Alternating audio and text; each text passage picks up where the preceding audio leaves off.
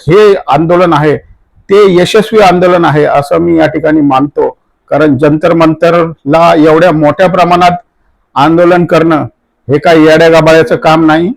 ते खूप चांगल्या प्रकारे आंदोलन केलेले आहे, यशस्वी आंदोलन केलेले आहे, करत आहे असं मी मानतो। अभिजीत दीपके आगे बढ़ो, मीडिया तुम्हारे साथ है, गोदी मीडिया नहीं होगी लेकिन सोशल मीडिया तुम्हारे साथ है असं मी या ठिकाणी ठामपणे सांगतो। 500 विद्यार्थी आंदोलनाला आलेले आहेत, तो एक विद्यार्थी 10,000 आंदोलकाच्या बरोबरीचा आहे। हो, कारण जंतर मंतरवर तेवढा मोठा दबाव केला जातो, तेवढं मोठं पोलीस प्रशासनाचं बळ त्या ठिकाणी उभं केलं जातं आणि आंदोलन दाबलं जातं, चिरडलं जातं।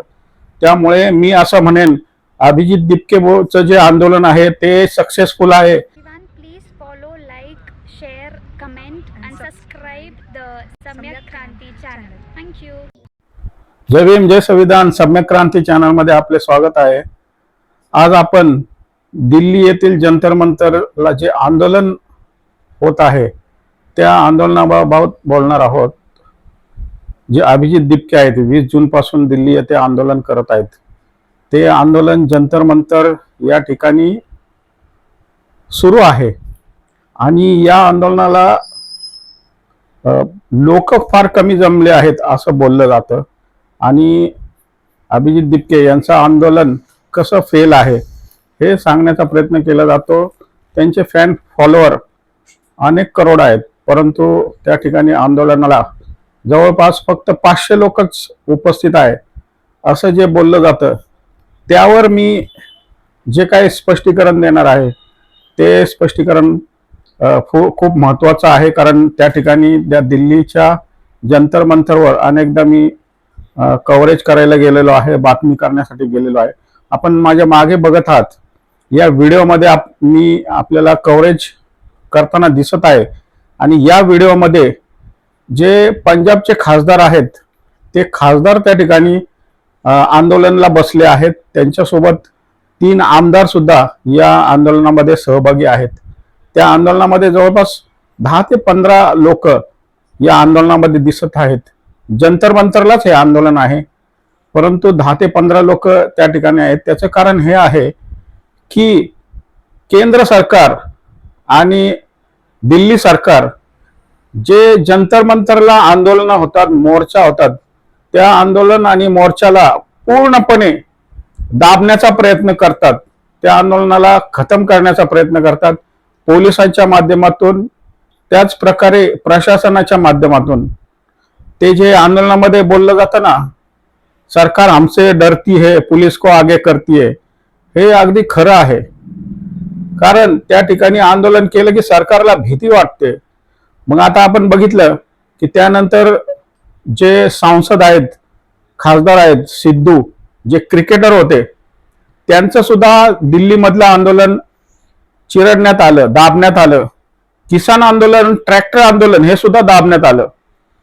तर आपण जे बोलतो की अभिजीत दीपके यांचं जे आंदोलन आहे त्यामध्ये आंदोलकांची संख्या कमी आहे, अहो पण एक विचार करा, त्या जंतर मंतरवर जर का शासनाचा इतका दबाव असेल आणि ते आय कार्ड मागत असतील आणि विविध प्रकारे पोलिसाचा बळाचा वापर करत असतील, तर त्या ठिकाणी जे नवखे विद्यार्थी आहेत ज्यांना धर्मेंद्र प्रधान यांचा राजीनामा पाहिजे, नीटची परीक्षा व्यवस्थित झाली पाहिजे असं वाटतं, ते त्या ठिकाणी काय करणार?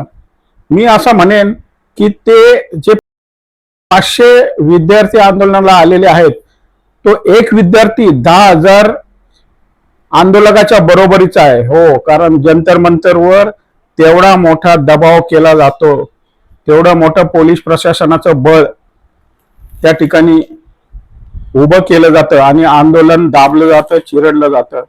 त्यामुळे मी असं म्हणेन अभिजीत दीपकेचं जे आंदोलन आहे ते सक्सेसफुल आहे। गेले 7 दिवस ते त्या ठिकाणी आंदोलन करत आहे, जय भीमचा नारा दिलेला आहे। त्याचबरोबर त्यांनी बाबासाहेबांचं पुस्तक दाखवलेलं आहे, भगतसिंग यांची तो आयडियोलॉजी सांगत आहे। जे तरुण आहे ते नवखे आहेत, त्यांना माहिती नाही आंदोलन कसं करायचं, काय करायचं, परंतु त्यांची जी मागणी आहे ती त्यांची मागणी रास्त आहे। धर्मेंद्र प्रधान यांचा राजीनामा झालाच पाहिजे आणि हीच मागणी सर्व विद्यार्थ्यांची, पालकाची आणि देशाची आहे. त्या बाबतीत संपूर्ण देशामध्ये विविध ठिकाणी आंदोलन, मोर्चे होत आहेत आणि धर्मेंद्र प्रधान यांच्या इस्तीफा दो अशी मागणी करत आहेत, राजीनामा द्या अशी मागणी करत आहेत. या आंदोलनाला पूर्णपणे यशस्वी करण्यासाठी सगळ्या तरुणांनी त्या आंदोलनामध्ये सहभागी झालं पाहिजे आणि धर्मेंद्र प्रधान यांचा राजीनामा घेतला पाहिजे. अभिजित दिपके यांचं जे आंदोलन आहे ते पूर्णपणे यशस्वी आहे. त्यांच्या आंदोलनाला सोनम वांगचुक सारखे मोठे व्यक्तिमत्व जुडलेले आहे. प्रकाश राज यांच्यासारखे व्यक्तिमत्व जुडलेले आहे. कुणाल कामरा, अगदी ध्रुव राठी सुद्धा त्यांच्या आंदोलनाला पूर्णपणे सपोर्ट करत आहे.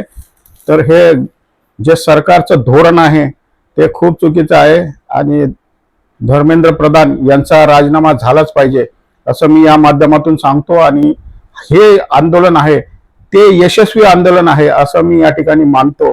कारण जंतर मंतरला एवढ्या मोठ्या प्रमाणात आंदोलन करणं हे काही येड्यागाबाळ्याचं काम नाही. ते खूप चांगल्या प्रकारे आंदोलन केलेले आहे, यशस्वी आंदोलन केलेले आहे, करत आहे असं मी मानतो. अभिजित दिपके, आगे बढ़ो, मीडिया तुम्हारे साथ है. गोदी मीडिया नहीं होगी लेकिन सोशल मीडिया तुम्हारे साथ है असं मी या ठिकाणी ठामपणे सांगतो आणि थांबतो. जय भीम. तुम्हाला व्हिडिओ कसा वाटला कमेंटमध्ये आपले विचार नक्की मांडा. आपण कुठून कमेंट करताय ते लिहा आणि अभिजित दिपके यांना पूर्णपणे पाठिंबा द्या.